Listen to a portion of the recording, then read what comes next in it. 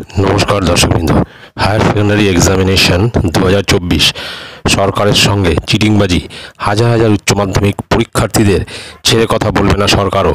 সাম্প্রতিক প্রকাশিত এই প্রতিবেদনে মূলত কী উদ্দেশ্যে বলা হয়েছে এই কথাটি সেটা আমরা এই ভিডিওর মাধ্যমে জেনে নেব।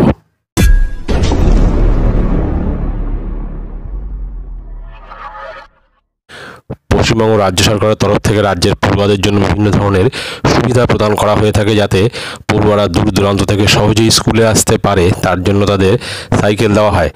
ঠিক সেই রকম স্কলারশিপ থেকে শুরু করে মোবাইল ইত্যাদি অনেক কিছুই দেওয়া হয়ে থাকে। কিন্তু এসবের পরেও এই বছর উচ্চ মাধ্যমিক পরীক্ষায় পরীক্ষার্থীদের একাংশের যা মনোভাব দেখা গেল তা চিটিংবাজির থেকেও কম কিছু নয়। দেশে করোনা ছড়িয়ে পড়ার পর পশ্চিমবঙ্গ সরকারের তরফ থেকে পড়ুয়াদের বাড়িতে বসেই যাতে পড়াশোনা করতে অসুবিধা না হয় তার জন্য এককালীন 10,000 টাকা করে দেওয়ার কথা ঘোষণা করা হয়েছিল। এই টাকা দেওয়ার ঘোষণা করা হয়েছিল মূলত স্মার্টফোন বা ট্যাব কেনার জন্য। সরকারের সেই ঘোষণার পর থেকেই প্রতি বছর দ্বাদশ শ্রেণীর পড়ুয়ারা ট্যাবের জন্য 10,000 টাকা করে পাচ্ছিল। তবে এবছর পরীক্ষার শুরু হতেই দেখা গেল ট্যাব কেনার টাকা নিয়েছে, অথচ পরীক্ষায় বসছে না। শুধুমাত্র পূর্ব বর্ধমান জেলায় প্রায় 1,851 জন। এই পরিসংখ্যান কেবলমাত্র পূর্ব বর্ধমান জেলাতেই। এমন পরিসংখ্যান রাজ্যের অন্যান্য জেলার ক্ষেত্রেও থাকতে পারে বলেই মনে করা হচ্ছে। থাকতে পারে না, একটু খোঁজ নিলে দেখা যাবে যে অবশ্যই আছে, মানে নিশ্চিতভাবে বলা যায় যে এই ধরনের পরিসংখ্যান আরও ভুরি ভুরি বেরোবে। রাজ্যের সব জেলা মিলিয়ে এই সংখ্যা কয়েক হাজার হয়ে যাবে বলে অনুমান। এই সমস্ত পড়ুয়ারা কিন্তু ট্যাবের জন্য টাকা নিয়েছে, অথচ পরীক্ষা দিচ্ছে না। ট্যাবের জন্য টাকা নিয়ে পরীক্ষায় না বসার বিষয়টি উদ্বেগজনক হয়ে দাঁড়িয়েছে প্রশাসনের কাছে। কেননা এমন ঘটনা শুধু এই বছরই নয়, 2022 সালের পর থেকেই হয়ে আসছে।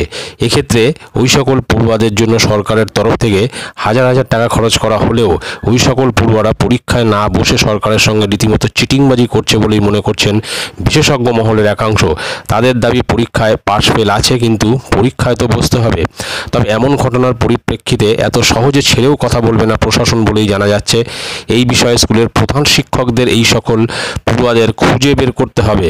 আদৌ পড়ুয়ারা থাকলে তো খুঁজে বের করবে। এরকম ভুয়ো পড়ুয়া প্রচুর স্কুলে রয়েছে এবং তাদের থেকে জানতে হবে পরীক্ষায় না বসার কারণ। তবে এই ধরনের পড়ুয়াদের খুঁজে বের করতে রীতিমতো বেগ পেতে হচ্ছে স্কুলের প্রধান শিক্ষকদের বলেও জানা যাচ্ছে। অনেকেই দাবি করছেন এমন পড়ুয়াদের বিরুদ্ধে স্কুল কর্তৃপক্ষ যেন কড়া পদক্ষেপ গ্রহণ করে। তো যাই হোক, এই বিলম্বে বোধোদয় হয়েছে।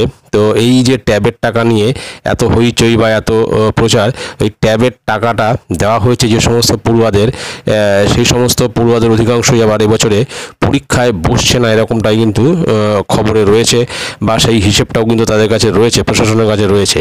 তো শুধু এবছরই নয়, যে যবে থেকে শুরু হয়েছে তবে থেকেই কিন্তু এই একই ঘটনা। কেননা পড়ুয়া যারা রয়েছে, যারা সত্যিকারের পড়াশুনো করে বা স্কুলে যাদের নাম রয়েছে, খাতায় যাদের নাম রয়েছে, তাদের মধ্যে সবাই কিন্তু পরীক্ষায় বসছে না।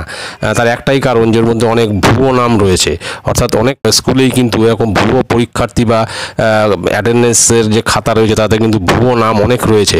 সে মিড ডে মিল থেকে শুরু করে ট্যাবের টাকা নেওয়া, সব ক্ষেত্রে এরকম প্রচুর ভুয়ো নাম আছে। একটু কড়াভাবে চেপে ধরলে কিন্তু এই জিনিসগুলো গলগল করে বেরিয়ে যাবে যে ভুয়ো নাম যে সমস্ত রয়েছে পরীক্ষার্থী, তাদের কিন্তু এই ট্যাবের টাকাটা কিন্তু তারা পেয়ে যাচ্ছে। আদৌ তাদের অস্তিত্ব নেই, মানে এই সমস্ত নামের কোনো অস্তিত্ব নেই, অথচ নাম খাতায় রয়েছে এবং সেই অনুযায়ী তাদের অ্যাকাউন্টে টাকাও ঢুকে গেছে। তো এইটা যাতে না ঘটে, সেই জন্য কিন্তু এখন থেকে ব্যবস্থা না নিলে কিন্তু এটা কিন্তু আরও বাড়তে থাকবে ভবিষ্যতে। তো এটাই ছিল গুরুত্বপূর্ণ আপডেট। ভিডিওটি ভালো লাগলে অবশ্যই সাবস্ক্রাইব করবেন চ্যানেলটি। পরবর্তী আপডেট ভিডিও পাওয়ার জন্য ধন্যবাদ।